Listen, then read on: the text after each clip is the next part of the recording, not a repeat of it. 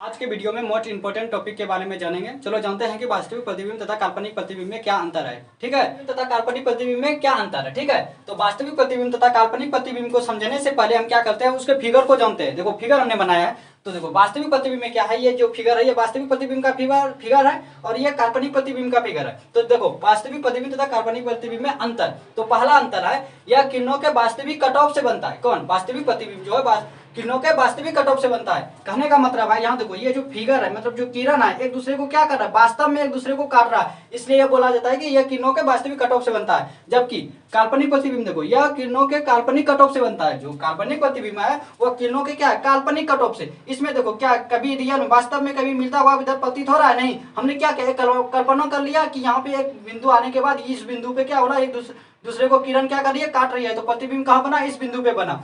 तो इसलिए बोला जाता है कि यह किरणों के काल्पनिक कट ऑफ से बनता है। फिर है वास्तविक प्रतिबिंब जो है हमेशा क्या बनता है, उल्टा बनता है। हमेशा क्या बनता है, उल्टा बनता है। क्यों? क्योंकि ये सामने दर्पण के सामने बनता है, इसलिए ये उल्टा बनता है। तथा काल्पनिक प्रतिबिंब जो है हमेशा क्या बनता है, सीधा बनता है। ठीक है, उसके बाद देखो वास्तविक प्रतिबिंब को पर्दे पे उतारा जा सकता है।